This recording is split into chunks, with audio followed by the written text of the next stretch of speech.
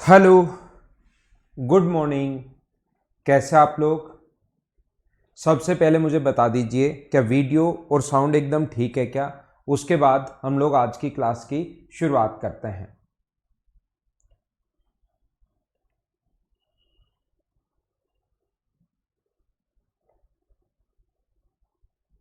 तो फिर हम लोग एक नए चैप्टर की शुरुआत करते हैं। और जैसा आप लोगों को पता होगा कि फ्राइडे को तो एक क्लास तो हमारी हो गई थी, दूसरी क्लास फिर हो नहीं पाई थी। और सैटरडे को भी थोड़ा इश्यू था, तो मैंने आपको रिकॉर्डेड जो क्वेश्चंस थे उनको सोल्व करके आपको रिकॉर्डेड वीडियो आपको मिल गया होगा। एक वीडियो मैंने रिकॉर्ड करके फिर अपलोड कर दिया था आपके लिए, क्योंकि फिर सैटरडे को भी अगर क्लास नहीं होती तो थोड़ी फिर आज हम लोग नए चैप्टर की शुरुआत नहीं कर पाते। तो जो भी बचे हुए क्वेश्चंस थे उसको मैंने रिकॉर्ड करके सोल्व करके और आपके लिए अपलोड कर दिए हैं। वो क्लास आप लोगों को मिल गई होगी। आज हम लोग एक चैप्टर की शुरुआत करेंगे, ज्योमेट्री की। तो आइए, सबसे पहले हमारी जो पहली क्लास होगी, ये जो हमारी 1 घंटे की क्लास होने वाली है, पहली 1 आवर की क्लास, इसमें सिर्फ और सिर्फ मैं आप लोगों को पढ़ाने वाला हूँ बेसिक के बारे में। ओनली और ओनली बेसिक चीज़ों के बारे में हम लोग बात करेंगे। एक चीज़ तो आप लोग ये ध्यान रखना, परफेक्ट है ना? सब ठीक है, आज कोई इश्यू आएगा नहीं, ठीक है?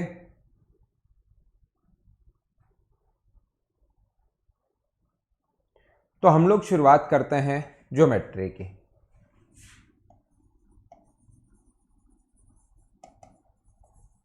ज्यामिति की हम लोग शुरुआत करते हैं।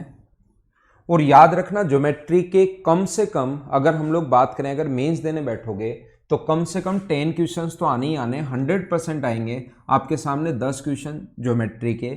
और प्री अगर देते हो तो भी हमेशा 2 क्वेश्चंस तो आपके पास आते ही हैं। तो 20 यानी कि 20 मार्क्स यहाँ से और 2 मार्क्स यहाँ से, टोटल अपने पास जो ज्योमेट्री है वो 24 to 25 मार्क्स की ज्योमेट्री अपने पास है जब आप लोग प्री और मेंस देते हो। एसएससी 10+2 दो, CHSL मतलब दो आप लोग, या CPO दो, या कोई भी एग्जाम दो, ज्योमेट्री 100% आती है। CDS में तो और ज़्यादा आता है ये वाला पोर्शन। देखिए, तो मैं आपको क्या बताने की कोशिश कर रहा था सभी लोगों को, यहां पर ज्योमेट्री कोई अकेला ऐसा टॉपिक नहीं है कि ज्योमेट्री हम लोग पढ़ लें। ज्योमेट्री काफ़ी सारे टॉपिक को हम लोग इंक्लूड करके पढ़ते हैं। जैसे इसमें कौन कौन से अपने पास पॉइंट हम लोग पढ़ने वाले हैं। हम लोग पढ़ेंगे लाइन एंड एंगल के बारे में। पहला पॉइंट है लाइन, दूसरा अपने पास होगा एंगल, तीसरा अपने पास होगा ट्रायंगल, चौथा अपने पास होगा सर्किल, पांचवा अपने पास होगा सर्किल के बाद अपने पास होगा क्वाड्रिलेटरल,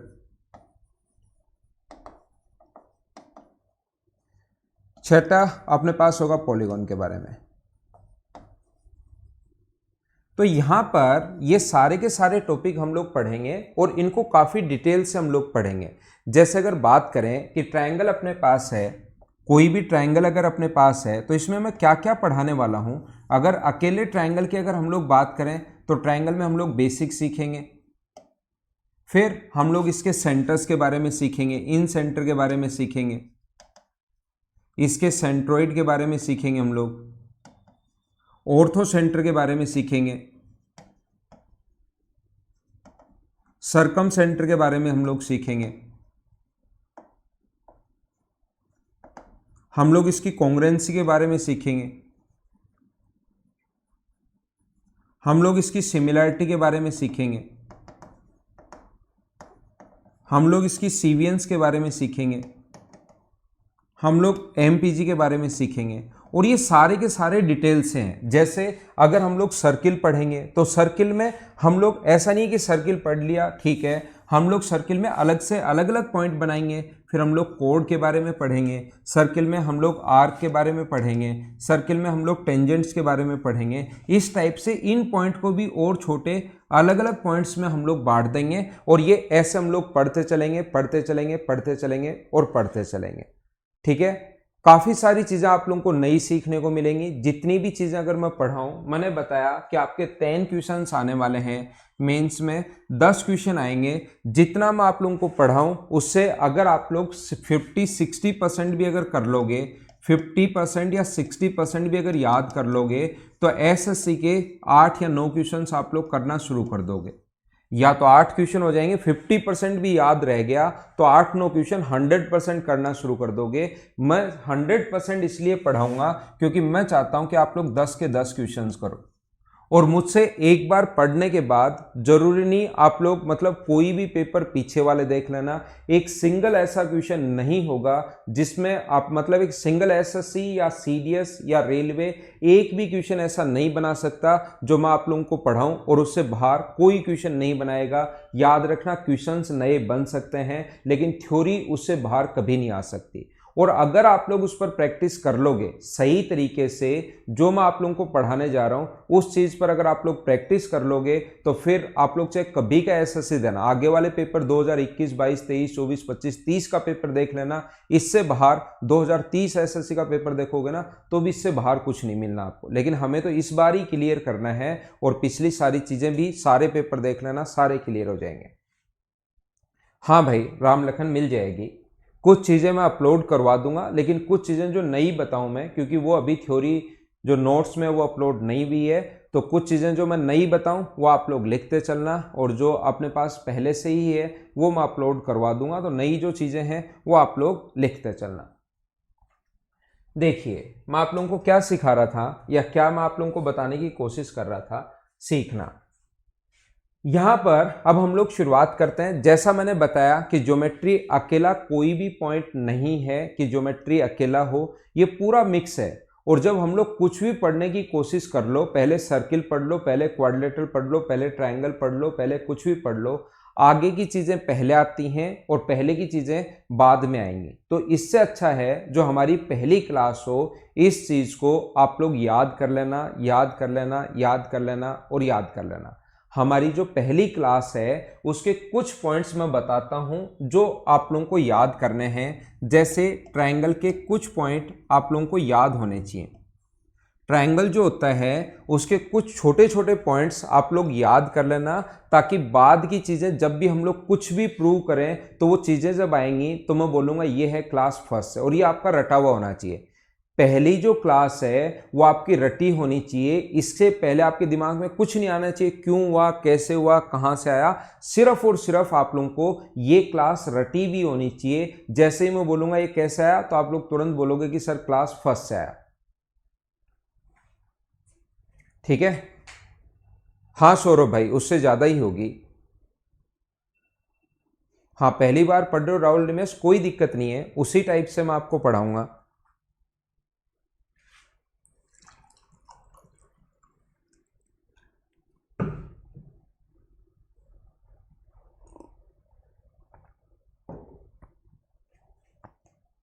देखिए, तो पहली क्लास में मैं आप लोगों को ये कह रहा हूं कि कुछ पॉइंट्स जो हैं वो आप लोगों को याद होने चाहिए, आपको पता होने ही होने चाहिए अगर आप लोगों को ज्योमेट्री सीखनी है। तो वो पॉइंट कौन कौन से हैं वो मैं आप लोगों को याद करवाता हूं, बस इनको याद कर लेना।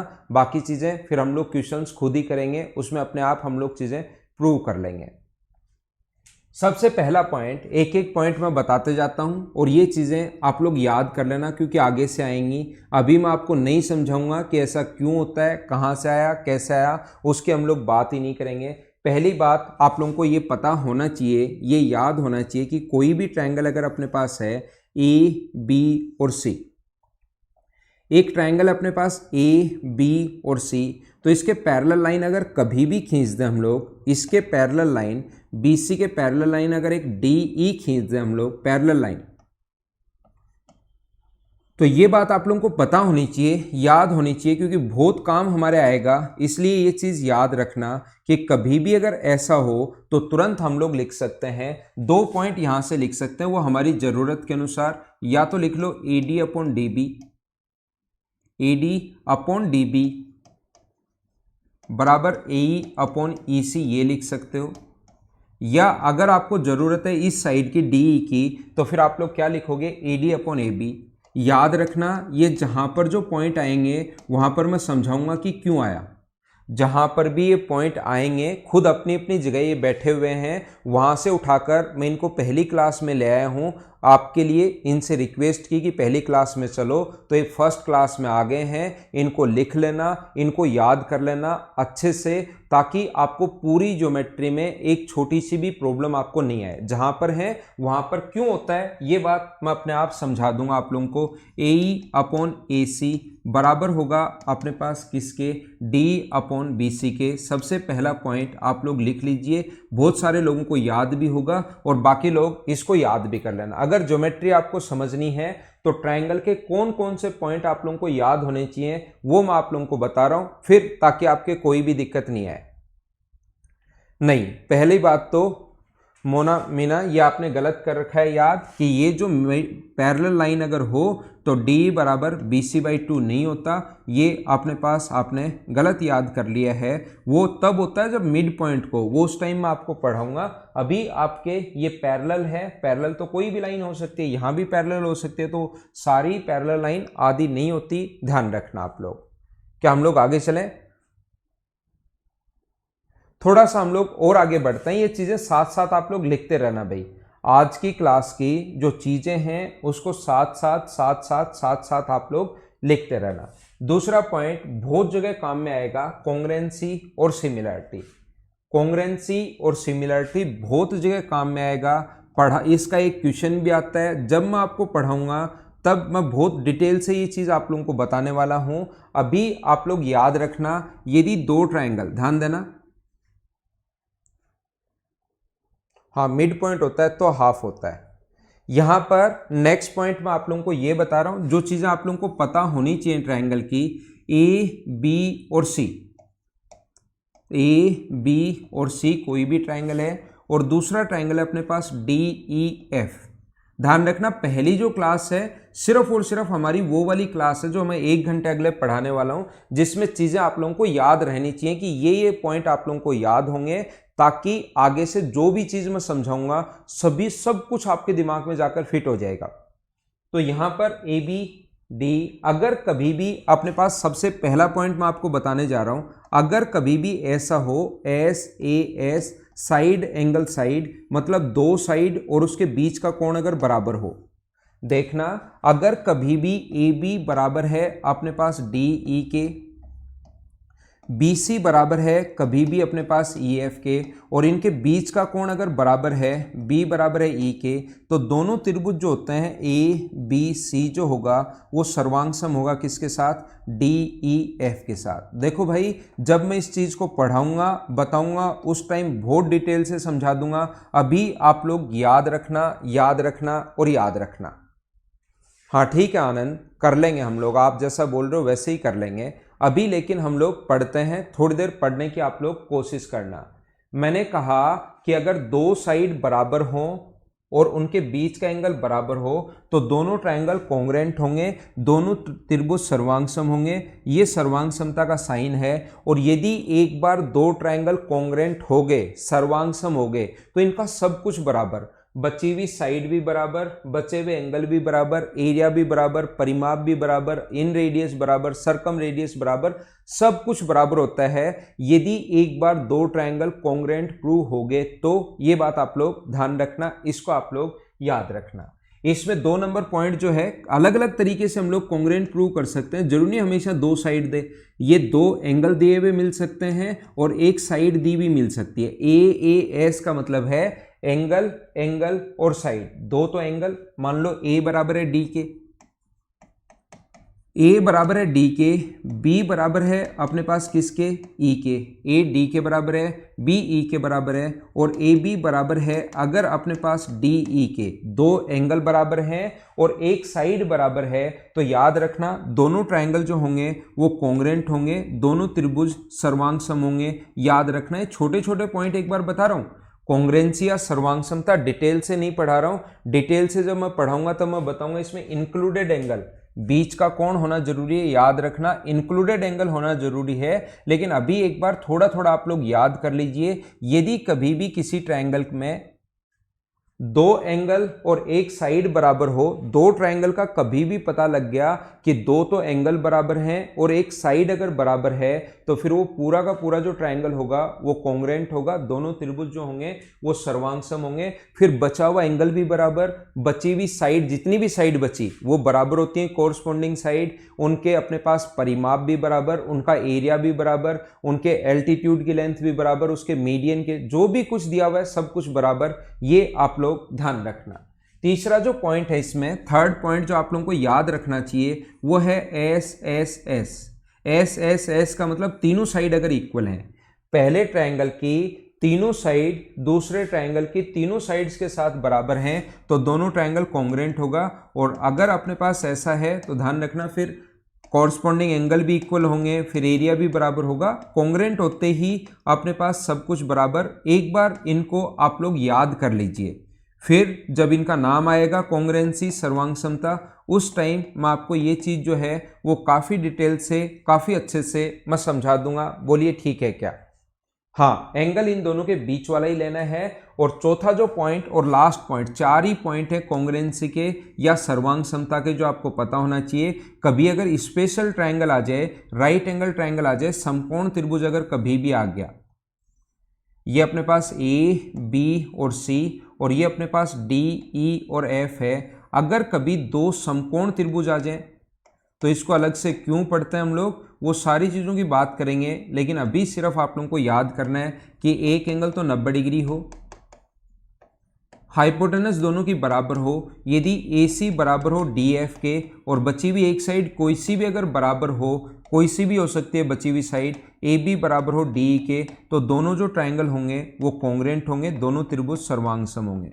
और दो ट्रायंगल सर्वांगसम होंगे, कॉन्ग्रुएंट होंगे, तो इसका मतलब फिर सब कुछ बची हुई सारी साइड बराबर होती हैं। हाँ ना बोलिए, एकदम ठीक है क्या? ये चीज़ें मैं आपसे उम्मीद करता हूँ कि छोटी छोटी चीज़ें हैं ये आप लोगों को पता होंगी। ट्रायंगल में हम लोगों को जो भी कुछ प्रूव करना पड़ेगा, हमें एक बात ये पता होनी चाहिए, याद रखना, ताकि हर प्रूव आपके दिमाग में खुद ही घुस जाए।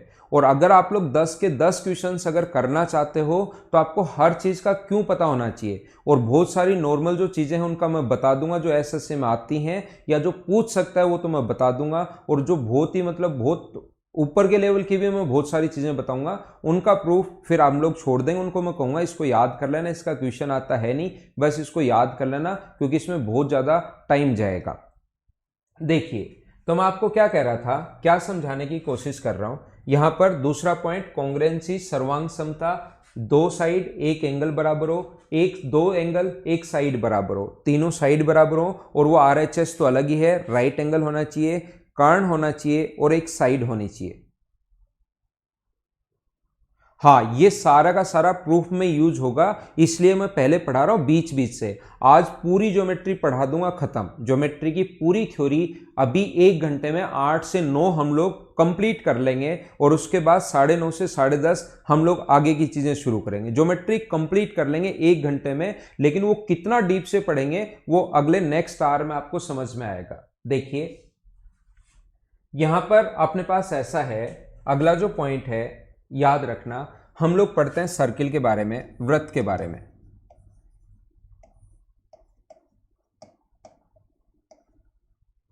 देखो, ध्यान देना, ध्यान से सुनने की कोशिश करना और ध्यान देना। अब सर्किल या वृत्त के बारे में ये चीजें याद रखना चाहिए। यहां पर अपने पास ऐसा है, किसी भी आर्क द्वारा सेंटर पर बना एंगल रिमेनिंग सरकमफ्रेंस पर बने एंगल से डबल होता है। क्या ये याद है क्या? किसी भी आर्क द्वारा सेंटर पर बना एंगल रिमेनिंग सरकमफ्रेंस पर बने एंगल से डबल होता है। याद कर लीजिए, याद कर लीजिए, याद कर लीजिए और याद कर लीजिए। बहुत इंपॉर्टेंट पॉइंट है, इसको आप लोग याद कर लो। सब कुछ मैं पढ़ा दूंगा। अगला जो 1 आवर है, पूरी ज्योमेट्री हमारी खत्म, थ्योरी जो हमें मतलब पता होनी चाहिए प्रूव करने के लिए। दूसरा पॉइंट सर्किल का, ये अपने पास पहला पॉइंट है। सर्किल का जो दूसरा पॉइंट है वो हमें पता होना चाहिए, सर्किल का सेकंड पॉइंट। फिर कोई स्टूडेंट पूछेगा सर ये कहाँ से आ गया, तो मैं कहूँगा ये क्लास नंबर फर्स्ट से। आप लोग भी उसको बताना। मुझसे पूछेगा कि सर ये चीज़ कहाँ से आ गई, तो मैं कहूँगा ये आया है क्लास नंबर फर्स्ट से, सी फर्स्ट से ये चीज़ें आई हैं। आज वाली चीज़ें याद कर लो, और जब सर्किल पढ़ाऊंगा उस टाइम तो प्रूव करके बताऊंगा ही सारी चीज़ें। एक ही चाप द्वारा शेष परिधि पर बने कोण बराबर होते हैं। एक ही आर्क द्वारा यहां से यहां तक कोई भी आर्क अगर है तो रिमेनिंग सरकमफ्रेंस पर बने एंगल हमेशा इक्वल होंगे। एक ही चाप द्वारा शेष परिधि पर बने कोण बराबर होते हैं। क्यों बराबर होते हैं अपने आप समझ पाओगे, अपने आप कहोगे कि हाँ सर समझ में आ गया। बस अभी इन चीज़ों को याद कर लो, याद कर लो, याद कर लो। बाद में आप लोग अपने आप ही इनको प्रूव करोगे जब मैं कहूँगा कि चलो प्रूव करो। ठीक है। तीसरा जो पॉइंट है अपने पास, 3 नंबर पॉइंट, थर्ड पॉइंट जो है वो अपने पास ये है कि डायमीटर द्वारा सरकमफ्रेंस पर बना एंगल ऑलवेज राइट एंगल होगा। व्यास द्वारा परिधि पर बना जो कोण होता है डायमीटर द्वारा सरकमफ्रेंस पर बना एंगल ऑलवेज राइट एंगल होगा। हाँ ना बताइए, याद है क्या? सर्किल के 3 पॉइंट बोलिए, ठीक है क्या? व्यास द्वारा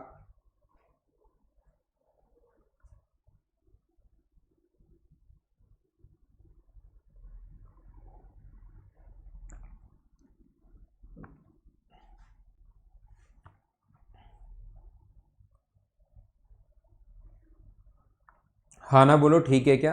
वीडियो ठीक चल रहा है ना सभी के पास? क्लास क्या स्मूथ चल रही है क्या?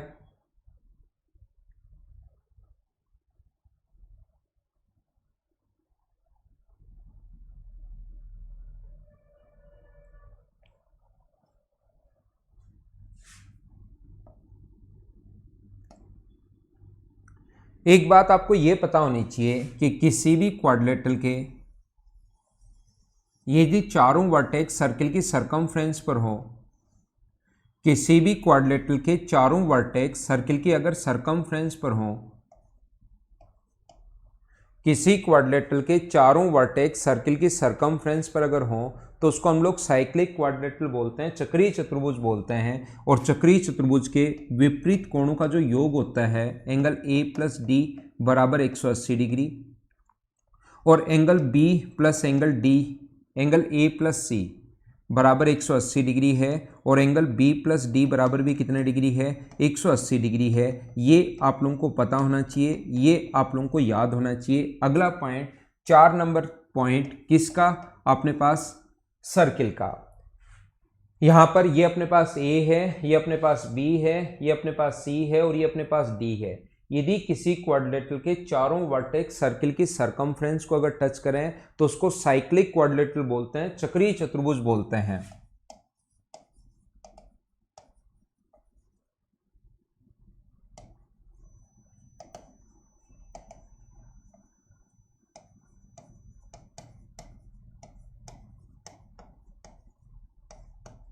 और चक्रीय चतुर्भुज के साइक्लिक क्वाड्रिलेटरल के अपोजिट एंगल जो होते हैं उनका सम ऑलवेज 180 डिग्री होता है, उनका सम हमेशा 180 डिग्री होता है। और सर्किल का लास्ट पॉइंट 5 नंबर पॉइंट है कि ये भी ध्यान रखना कि यहाँ से अगर कभी भी ऐसा हो इसके मिड पॉइंट को, कोड के अगर मिड पॉइंट को मिला दें, सेंटर से इसके मिड पॉइंट को अगर मिला दें कभी भी, तो वो हमेशा इस पर परपेंडिकुलर होता है। 5 पॉइंट ये याद रखना।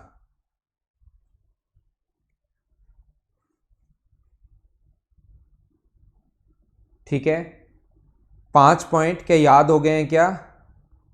यहां पर अपने पास एंगल कौन सा होगा? बी प्लस बी, 2 बार वही लिख दिया, बी प्लस डी होगा। अपोजिट एंगल्स का सम 180। ये सारी चीजें मैं बताऊंगा कि ऐसा क्यों होता है, एक बार याद कर लो ताकि अगली क्लास से जैसे जो भी चीजें मैं प्रूव करने की कोशिश करूं वो आप लोग सारी फिर खुद ही आप लोग सीख पाओ। ये दिमाग में रहेंगे तो आपको कोई भी चीज में प्रॉब्लम नहीं आएगी समझने में। और ये चीजें अगर दिमाग में नहीं रहेंगी तो अचानक से लगेगा अब ये कहां से आ गया, ये कहां से आ गया, ये कहां से आ गया। और दिमाग को जब पता होगा कि ये चीज कहां से आ गई तो तुरंत आपका दिमाग कहेगा ये क्लास फर्स्ट से आई है, तुरंत आप लोग समझ जाओगे जब भी हमें प्रूव करना है।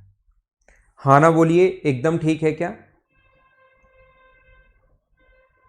5 नंबर पॉइंट इस प्रकार से भाई दिनेश चौधरी, 5 नंबर पॉइंट मैंने ये बताया कि किसी भी, इसको हम लोग आर्क बोलते हैं, और सेंटर से अगर इसके मिड पॉइंट को हम लोग मिला दें तो वो हमेशा इस पर परपेंडिकुलर होगा। 5 नंबर पॉइंट मैं फिर बता देता हूं, यहां से कोड के मिड पॉइंट को, कोड का जो मध्य बिंदु है उसको सेंटर से मिलाने वाली लाइन हमेशा उस पर परपेंडिकुलर होती है, यानी कितने डिग्री का कोण बनाती है, 90 डिग्री का। क्या आगे चलें? ठीक है हिमांशु, देखिए अगर कभी भी अपने पास ऐसा है, दो लाइन अगर पैरेलल हैं, याद रखना 3 नंबर चीजों के बारे में हम लोग देख रहे हैं, हम लोग लाइंस के बारे में पढ़ रहे हैं। याद रखना यदि दो लाइन पैरेलल हैं,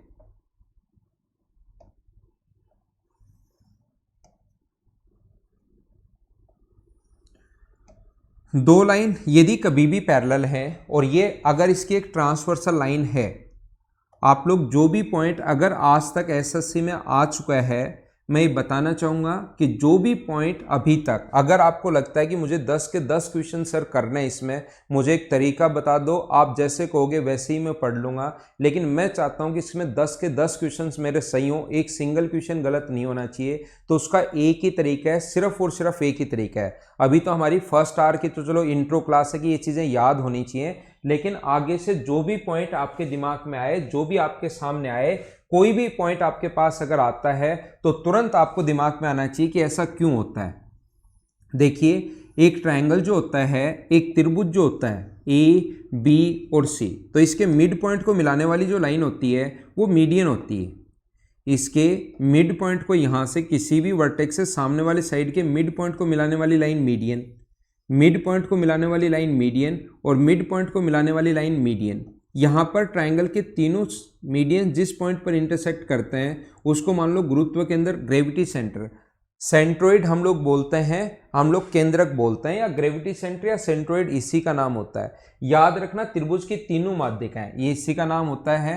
ये मैं आपको पढ़ा दूंगा डिटेल में। अभी मैं क्या बता रहा हूँ यहाँ पर ध्यान रखना, ट्रायंगल के तीनों मीडियंस का जो सम होता है ना, AD plus BE plus CF, वो हमेशा उसके तीनों भुजाओं के योग से छोटा होता है। AB plus BC plus CA से हमेशा छोटा होगा। ट्रायंगल के तीनों मीडियंस का जो सम होता है वो हमेशा उसके पेरीमीटर से, तीनों साइड के सम को क्या बोलते हैं, परिमाप या पेरीमीटर हम लोग बोलेंगे इस चीज को। ये क्वेश्चन ऐसा होता है, फाइनल रिजल्ट ये आता है, लेकिन आजकल जो क्वेश्चंस आएंगे वो आपके पास इसके ऊपर बेस्ड आएंगे नहीं।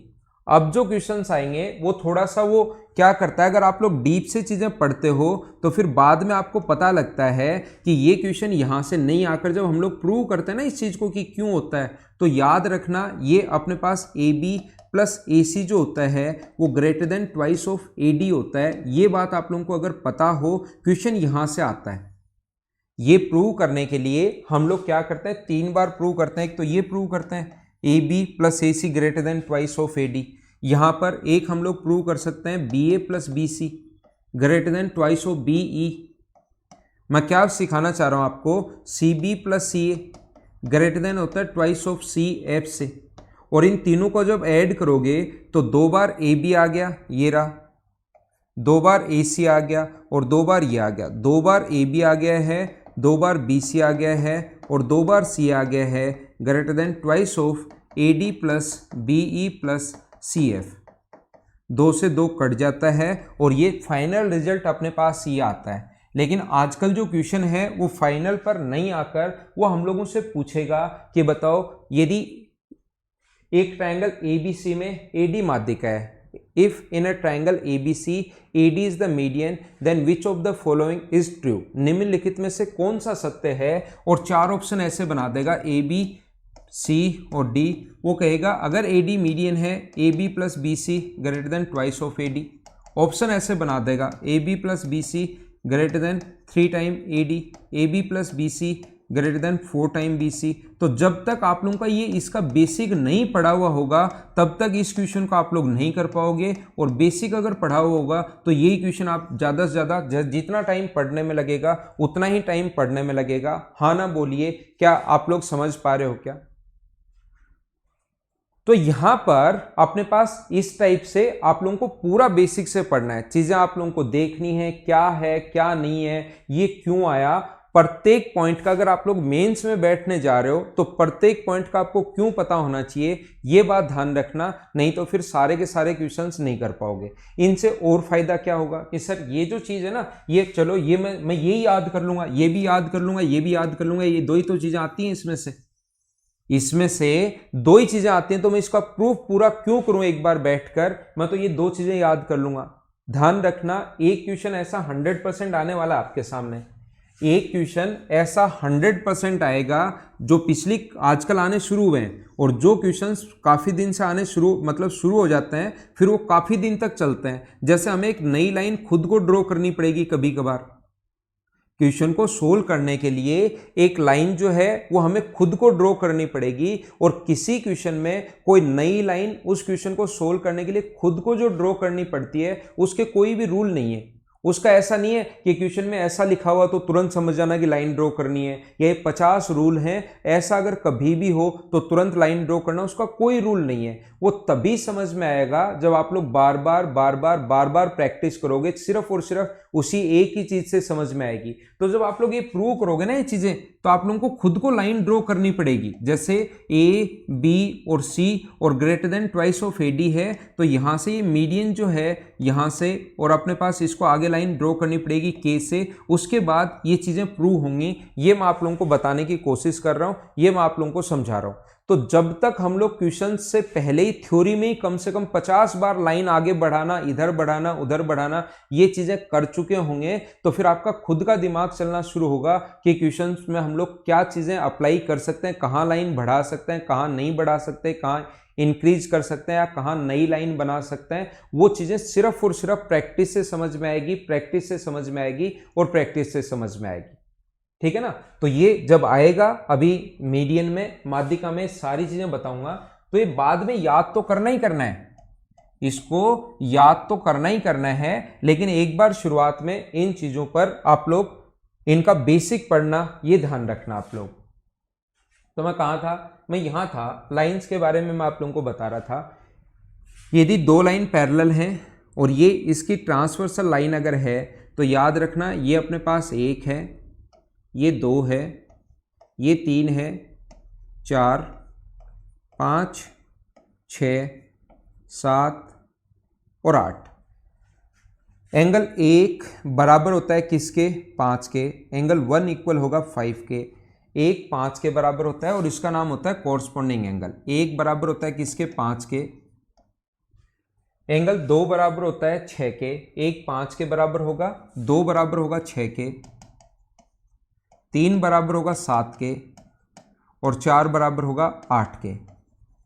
जब भी मैं चीजें प्रूव करूंगा, कोई स्टूडेंट पूछेगा सर कहां से आई ये चीजें, मैं कहूंगा क्लास फर्स्ट से आई ये चीजें। और जब इनका खुद का नंबर आएगा उस टाइम मैं फिर ये डिटेल से बता दूंगा। इनका नाम होता है कॉरस्पॉन्डिंग एंगल या संगत कोण।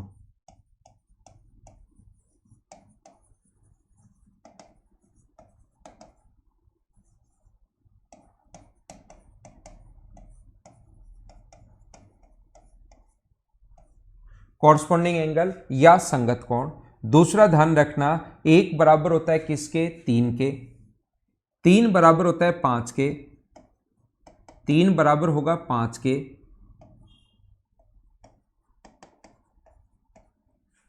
और 4 बराबर होता है किसके, 6 के। एंगल 4 जो बराबर होगा वो किसके बराबर होगा, 6 के। इनको बोलते हैं हम लोग ऑल्टरनेट एंगल, एकांतर कोण।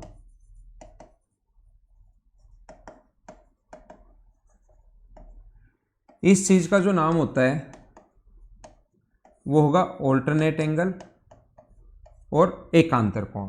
और तीसरा याद रखना, इनका उल्टा भी एकदम ठीक है, साथ ही ये भी याद रखना, एक अगर दो लाइन पैरेलल और ये ट्रांसवर्सल लाइन है तो एक 5 के बराबर होता है। यदि कभी पहले से गिवन है कि एक बराबर है 5 के, पहले से गिवन है कि एक बराबर है अगर 5 के, तो उल्टा भी इस चीज को याद रखना कि दोनों लाइन पैरेलल होंगी। ये चीज आप लोग देखना, ठीक है। यहां पर अपने पास ऐसा है, एंगल 3 प्लस एंगल 6 का जो सम होगा, एंगल 3 प्लस एंगल 6 का जो सम होगा वो होगा अपने पास 180 डिग्री, और एंगल 4 प्लस एंगल 5 का जो सम होगा वो अपने पास होगा 180 डिग्री। 3 और 6 का और 4 और 5 का सम 180 डिग्री होगा, तो इस चीज को हम लोग बोलते हैं इंटीरियर एंगल और अंतः कोण।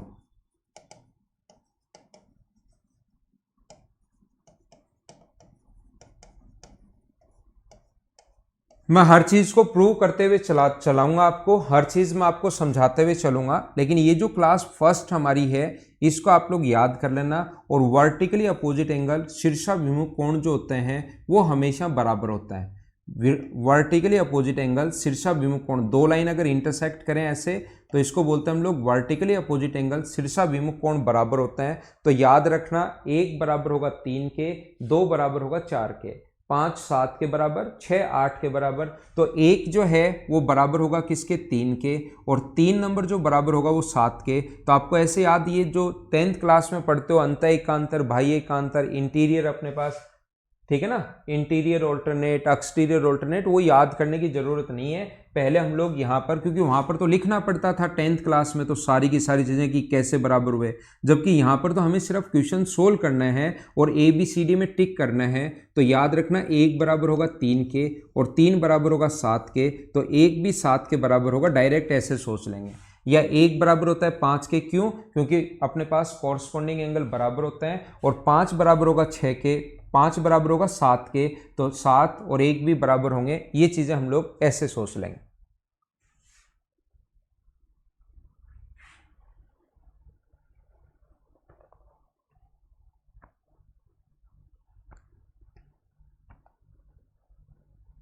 ठीक है, आगे चले, आगे चलते हैं नेक्स्ट पॉइंट पर।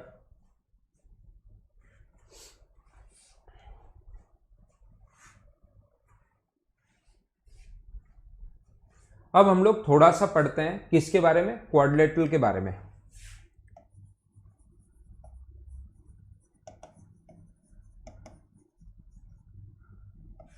चतुर्भुज के बारे में हम लोग सीखते हैं, क्वाड्रिलेटरल, या हम लोग अब सीखेंगे चतुर्भुज के बारे में। ठीक है, देखिए, कोई भी अगर अपने पास इस प्रकार से है किसी भी क्वाड्रिलेटरल की, क्वाड्रिलेटरल उसको बोलते हैं जिसकी अपने पास चार साइड हो, उसको क्वाड्रिलेटरल बोलेंगे। लेकिन हमारे पास जब भी 4 साइड्स हों तो वो अलग अलग टाइप से फिर कुछ स्पेशल नाम भी हम लोग देते हैं। अगर 4 साइड अगर होंगी तो उसको हम लोग क्वाड्रिलेटरल या चतुर्भुज बोलते हैं। लेकिन कुछ चतुर्भुज, हमारा ह्यूमन माइंड ऐसा ही होता है कि हर चीज को हम लोग अलग से नाम दें, हर चीज को अलग अलग नाम हम लोग देते हैं। तो ध्यान रखना, यहां पर ऐसा कोई भी क्वाड्रिलेटरल, ह्यूमन नेचर ऐसा ही होता है कि अपने पास हर चीज को एक स्पेशल नाम दे दे ताकि तुरंत उसको पूरा नहीं समझाना पड़े हर चीज को। जैसे यहां से अपने पास किसी भी ट्रायंगल में मिड पॉइंट को मिलाने वाली जो लाइन होती है उसको हम लोग बोलते हैं मीडियन। तो जैसे ही वो एक नाम लिखे ना मीडियन, तो अगले बच्चे के दिमाग में पूरा ये डायग्राम बनना चाहिए कि किसी भी वर्टेक्स से सामने वाले साइड के मिड पॉइंट को मिलाने वाली लाइन मीडियन। इसलिए हम लोग हर चीज का नाम देते हैं ताकि उसको डायग्राम में बनाकर नहीं समझाना पड़े, तुरंत मीडियन लिखते ही समझ में आए कि हमें बनाना क्या है, अंदर दिमाग में हमारे पास इंफॉर्मेशन जाए। अगर आप लोग यहां पर देखिए, अगर अपने पास यहां से 90 डिग्री का कोण बनाए, मिड पॉइंट पर नहीं मिले, 90 डिग्री का कोण बनाए, तो उस लाइन का फिर है तो ये भी लाइन ही वर्टेक्स से सामने वाली साइड पर मिल रही है, वर्टेक्स से सामने वाली साइड पर मिल रही है, लेकिन मिड पॉइंट पर मिले उसको मीडियन नाम दे दिया, 90 डिग्री का कोण बनाए तो उसका नाम दे दिया एल्टीट्यूड, शीर्षलंब। आपके घर पर भी जितने भी रूम होंगे सभी का नाम अलग अलग होगा। घर पर जितने भी रूम होते हैं हर रूम का नाम अलग अलग होता है ताकि किसी भी व्यक्ति को, घर के सदस्य को, फैमिली मेंबर को समझाना पड़े कि कौन सी चीज कौन से रूम में रखी हुई है तो तुरंत उसके समझ में आ जाए उसका नाम लेते ही। ऐसे ही अपने पास हर चीज का हमारे पास होता तो क्वाड्रिलेटरल ही है। होता तो चतुर्भुज ही है, लेकिन फिर से हम लोग अगर किसी क्वाड्रिलेटरल की अपोजिट साइड बराबर और पैरेलल अगर हो और प्रत्येक कोण अगर 90 डिग्री हो तो उसको हम लोग फिर स्पेशल नाम दे देते हैं। और ये चीज़ें वैसे पता भी होंगी आपको, इसका नाम होता है रेक्टेंगल या आयत, ये चीज़ें आपको पता भी होंगी। लेकिन मैं थोड़ा सी इसकी जो प्रॉपर्टीज आपको पता होनी चाहिए वो मैं बता देता हूँ, क्योंकि प्रूव करते टाइम हमारे पास काम आएंगी।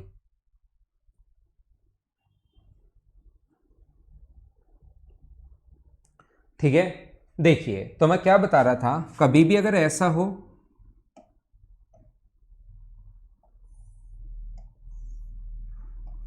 चारों साइड अगर अपने पास इक्वल हो जाए, अब कोई स्टूडेंट आएगा दूसरा बच्चा जब 9th-10th में थे, सर ये तो चलो ठीक है कि अपोजिट साइड बराबर और पैरेलल होंगी, दूसरा पूछेगा चारों कोण 90 डिग्री हो और अपने पास चारों साइड भी बराबर हो, तो बताओ इसका क्या नाम दिया हम लोगों ने, स्पेशल नाम। तो इसका क्या नाम दिया हम लोगों ने, स्क्वायर या वर्ग।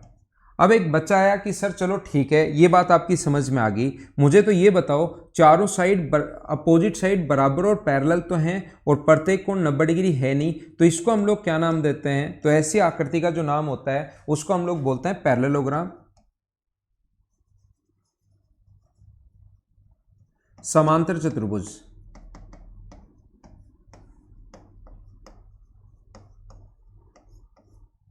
हाँ ना बोलिए कि एकदम ठीक है क्या।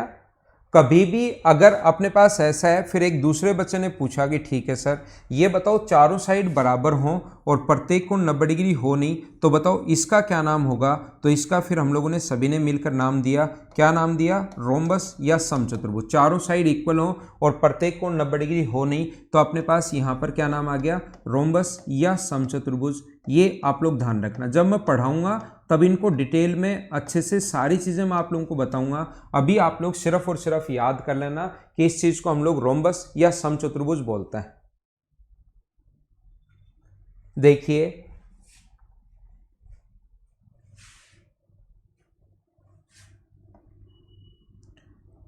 यदि अपने पास ऐसा हो, ध्यान से सुनना आप लोग, कोशिश करना सीखने की।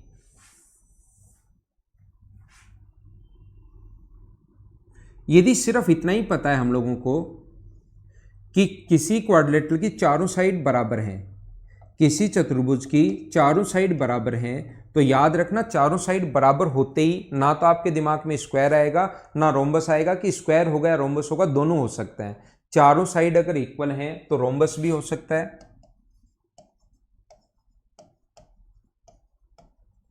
और चारों साइड अगर बराबर हैं तो याद रखना वर्ग भी हो सकता है, स्क्वायर भी हो सकता है।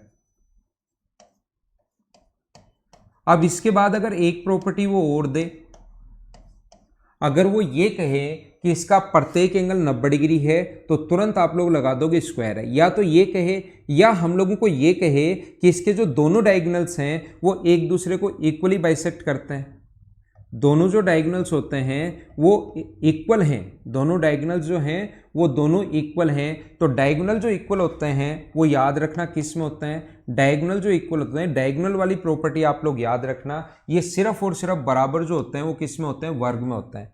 तो वर्ग के लिए चारों साइड बराबर के साथ एक प्रॉपर्टी और चाहिए, चारों साइड बराबर, या तो वो कहेगा कि प्रत्येक एंगल 90 डिग्री, या वो साथ साथ हम लोगों को ये बोलेगा कि वहां पर अपने पास दोनों डायगोनल्स इक्वल। तो एक छोटी सी चीजें जो इसमें याद रखने वाली हैं वो क्या याद रखना, वो ये चीज आप लोग याद रखना है, ये बात आप लोग ध्यान रखना कि रेक्टेंगल जो होता है उसके दोनों डायगोनल्स इक्वल होते हैं।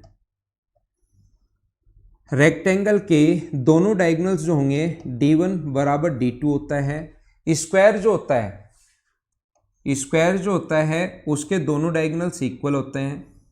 देखते ही आपको डायग्राम, वैसे दिमाग में अगर डायग्राम भी आप लोग बना लोगे तो भी चीज़ें आपको आसानी से ढंग से समझ में आ जाएंगी। देखते ही यहाँ पर अगर कभी भी ऐसा है,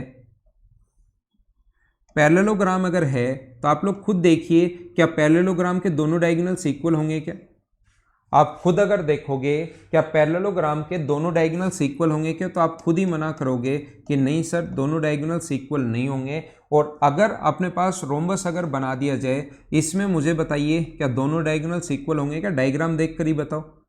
तो डायग्राम जब आप लोग देखोगे तो आप लोग खुद ही कहोगे कि नहीं सर इसमें दोनों डायगोनल्स इक्वल नहीं होते, d1 not equals to d2, दोनों डायगोनल्स बराबर नहीं होता है। शिवांशु क्या लिखा आपने सर? कोऑर्डिनेट ज्योमेट्री का लास्ट वीडियो ओपन नहीं हो रहा है। लास्ट वीडियो, उसके बाद एक मैंने लास्ट वीडियो ओपन नहीं हो रहा होगा, वो हटा दिया जाएगा। एक 53 मिनट का वीडियो मैंने डाला है बाद में रिकॉर्ड करके, क्योंकि कल भी वही प्रॉब्लम आ रही थी, क्लास चल नहीं रही थी सैटरडे को, मतलब तो मुझे लगा यार फ्राइडे भी पूरा खराब हो गया, सैटरडे भी खराब हो गया, तो मैंने जल्दी जल्दी जो क्वेश्चंस थे उन सभी का सॉल्यूशन करके आपके लिए अपलोड कर दिया है। तो वो खुल रहा होगा शिवांशु, वो देख लीजिए भाई।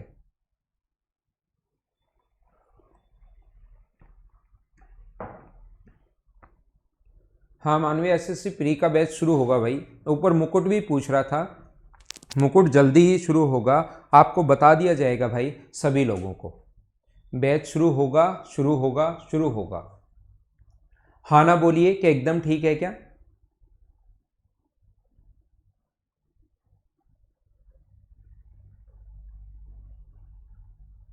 मैंने रिकॉर्ड करके डाला था उस दिन, है ना। देखिए यहां पर दूसरा, आप लोग छोटी छोटी चीजें जो हैं वो अगली क्लास में तो ध्यान रखना, इसका मैं पूरा बेसिक से जैसे होना चाहिए और साथ साथ उसके क्वेश्चंस भी करवाऊंगा। जिस टाइप से, जिस स्टैंडर्ड से आपको पढ़ाना है वो 9:30 पर मैं शुरुआत करता हूं। एक बार ये चीजें तब तक आप लोग याद कर लेना जो मैं भी बताऊं, और याद है तो अच्छी बात है। दूसरा आप लोग ध्यान रखना, इसके जो डायगोनल्स होते हैं वो चारों आकृतियों में एक दूसरे को इक्वली बाइसेक्ट करते हैं। ये सही इसके बराबर होता है और ये इसके बराबर होता है। चार आकृतियां जो होती हैं वो डायगोनल्स जो होते हैं वो दोनों में ही इक्वली बाइसेक्ट करते हैं, याद रखना। डायगोनल ये मतलब जहां पर इंटरसेक्ट करते हैं वो मिड पॉइंट होता है, वो मिड पॉइंट होता है और वो मिड पॉइंट होता है। ये इसके बराबर होगा और ये इसके बराबर होगा।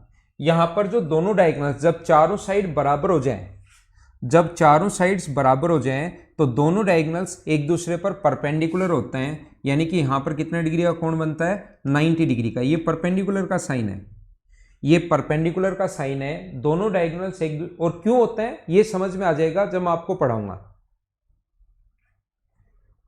जब मैं आपको पढ़ाऊंगा तब आपको क्यों समझ में आ जाएगा, जब मैं आपको इसकी थ्योरी खुद क्वाड्रिलेटरल की पढ़ाऊंगा। और यहां पर भी दोनों डायगोनल्स कितने डिग्री का कोण बनाते हैं? 90 डिग्री का कोण बनाते हैं। यहां पर ध्यान रखना 90 डिग्री का कोण नहीं बनाते, यहां पर भी 90 डिग्री का कोण जो है वो नहीं बनाते। ये परपेंडिकुलर का साइन होता है, एग्जाम में भी ऐसे ही आता है, ये परपेंडिकुलर का साइन होगा इस प्रकार से, और अगर काट दिया मतलब 90 डिग्री का कोण नहीं बनता। बोलो ठीक है क्या? दूसरा एक पॉइंट जो मैं आपको समझाना जा रहा हूं या समझाना चाह रहा हूं, याद रखना छोटे छोटे जो पॉइंट होते हैं यहां पर, ये जो डायगोनल होता है वो इसको एंगल को बाइसेक्ट नहीं करता। ये अगर x है तो ये अपने पास y होगा। यहां पर जो डायगोनल होगा वो एंगल को बाइसेक्ट कर रहा है, ये अगर x होगा तो ये भी x होगा। ध्यान रखना इसमें डायगोनल एंगल को भी बाइसेक्ट करता है। ये तीन प्रॉपर्टी इनकी याद होनी चाहिए। पहले कौन से में बराबर होते हैं, दूसरा कौन से में 90 डिग्री काटते हैं, और तीसरा कौन से में डायगोनल एंगल बाइसेक्टर होते हैं और कौन से में नहीं होते। इनकी क्वाड्रिलेटरल की ये प्रॉपर्टीज अगर याद कर लोगे तो थोड़ा सा आप लोगों को फायदा मिलेगा। इसमें दोनों डायगोनल्स, जो डायगोनल होता है वो एंगल बाइसेक्टर नहीं होता। एंगल बाइसेक्टर तब होता है जब अपने पास चारों साइड बराबर हो। दोनों चीजें ध्यान रखना, 90 डिग्री पर कब काटता है? जब चारों साइड बराबर हो। 90 डिग्री पर कब काटता है? जब चारों साइड बराबर हो। और डायगोनल एंगल बाइसेक्टर भी कब होता है? जब चारों साइड बराबर हो तब तो एंगल बाइसेक्टर होगा, और चारों साइड बराबर नहीं हो तो एंगल बाइसेक्टर नहीं होगा। हाँ ना बोलिए कि एकदम ठीक है क्या?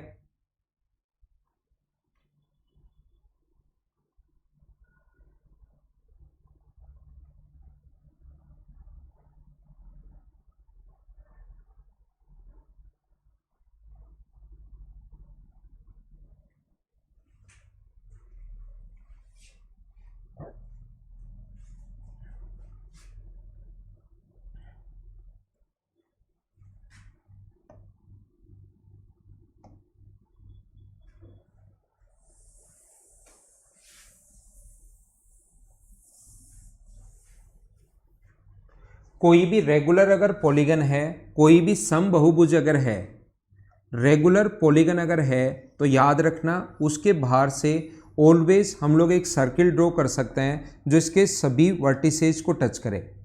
कोई भी रेगुलर पॉलीगन का मतलब क्या होता है? जिसकी सभी साइड और सभी एंगल इक्वल हो। जिसकी सभी साइड और सभी एंगल इक्वल हो उसको बोलेंगे हम लोग रेगुलर पॉलीगन, साइड और एंगल बराबर हो। उसके ध्यान रखना बाहर से भी हम लोग कोई भी एक सर्किल खींच सकते हैं जो इसके सभी वर्टिसेस को टच करेगा।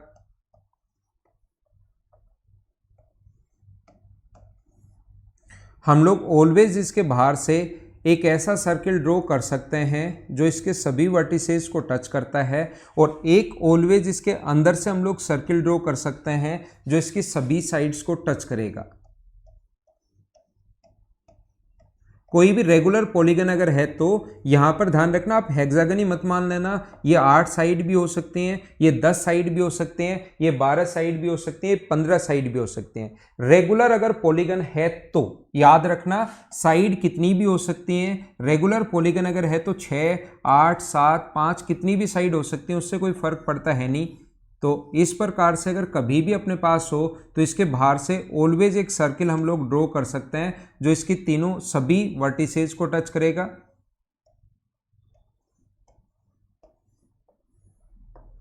एक सर्किल ऐसे बाहर से होगा और एक सर्किल इसकी साइड्स को टच करते हुए भी हम लोग ड्रॉ कर सकते हैं। ये पॉलीगन में सारी की सारी चीजें मैं आपको पढ़ाऊंगा।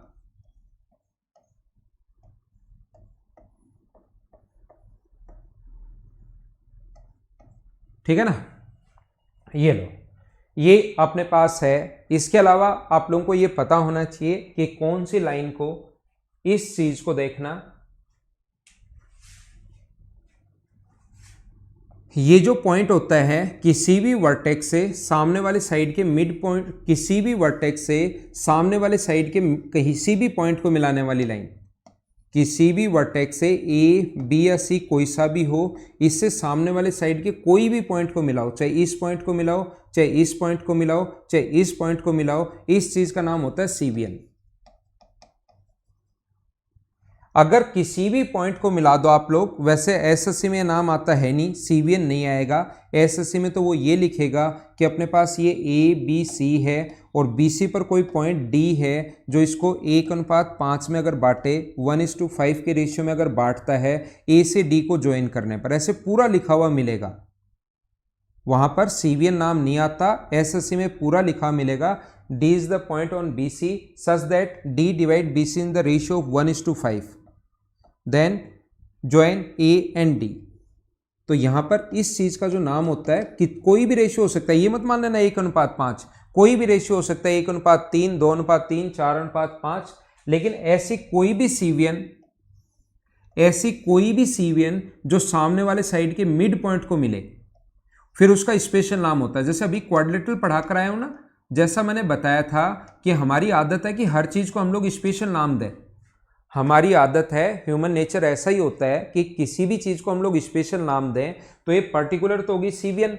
जैसे मैंने आपको अभी भी क्वाड्रिलेटरल पढ़ाया है, तो क्वाड्रिलेटरल में तो सारे के सारे आते हैं, लेकिन अगर अपोजिट साइड बराबर और पैरेलल हो और प्रत्येक कोण अगर 90 डिग्री हो जाए तो उसका स्पेशल नाम हम लोग रेक्टेंगल भी देते हैं।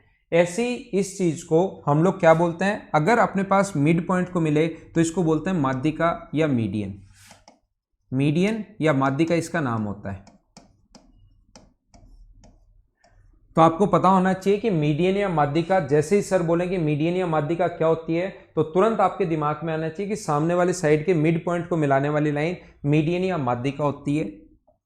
कभी भी अगर ऐसे हो सामने वाले साइड पर 90 डिग्री का कोण बनाए कोई लाइन, सामने वाली साइड पर 90 डिग्री का कोण कोई लाइन बनाए, तो इसका बताओ क्या नाम देंगे फिर हम लोग, इसको नाम देंगे एल्टीट्यूड। शीर्ष से डाला गया लंब है तो शीर्ष लंब, स्पेशल नाम। ऐसी कोई भी सीवीएन जो सामने वाले साइड पर 90 डिग्री का कोण बनाए तो उस चीज का नाम होता है एल्टीट्यूड। और एक अपने पास ये होता है, अगर कोई भी सीवीएन एंगल को बाइसेक्ट करे, अगर कोई भी सीवीएन एंगल को अगर बाइसेक्ट करती है, यहां से इस एंगल को बाइसेक्ट करे, बराबर बराबर अगर हो, तो इस चीज का क्या नाम होता है मुझे बताइए, एंगल बाइसेक्टर या कोण समद्विभाजक। इस चीज को हम लोग बोलते हैं एंगल बाइसेक्टर या कोण समद्विभाजक, ये हम लोग बोलते हैं। ठीक है, जो अभी मैंने पढ़ाए हैं ये ज्यादा से ज्यादा 15 या 16 पॉइंट होंगे। ठीक है, ज़्यादा से ज़्यादा अपने पास 15-16 पॉइंट होंगे। इन चीज़ों को आप लोग याद रखना और याद रखना, ताकि जैसे ही क्वेश्चंस हम लोग करना शुरू करें तो चीज़ें आप लोगों को आसानी से समझ में भी आए, और देखते ही आप लोग खुद ही क्वेश्चन मतलब समझो कि ऐसा क्यों हो गया। अब जो मैं पढ़ाऊंगा नेक्स्ट क्लास में, वो हर पॉइंट में प्रूव करूंगा, आगे बढ़ूंगा, प्रूव करूंगा, आगे बढ़ूंगा, साथ क्वेश्चंस भी आप लोगों को करवाऊंगा। जो क्वेश्चंस अपने पास होंगे वो भी मैं आज तो चलो फिर भी बेसिक पढ़ाऊंगा, कल से साथ साथ फिर क्वेश्चंस भी मैं जो भी पढ़ाऊंगा उसके क्वेश्चंस भी साथ साथ आप लोगों को करवा दूंगा। ठीक है, ये थी आज की हमारी क्लास। थोड़ी देर बाद हम लोग फिर मिलते हैं, तब तक चाय पानी आप लोग पियो और फिर आधे घंटे बाद वापस मिलते हैं। ठीक है, सभी सिखा दूंगा मैं। रवि आता हूँ। सिमिलरिटी याद होना जरूरी नहीं है सोनिया, सिमिलरिटी याद होना जरूरी नहीं, कॉन्ग्रुएंसी से काम चल जाएगा प्रूव करने के लिए, और वो जब खुद आएगा तब तो हर पॉइंट में बताऊंगा ही डिटेल से।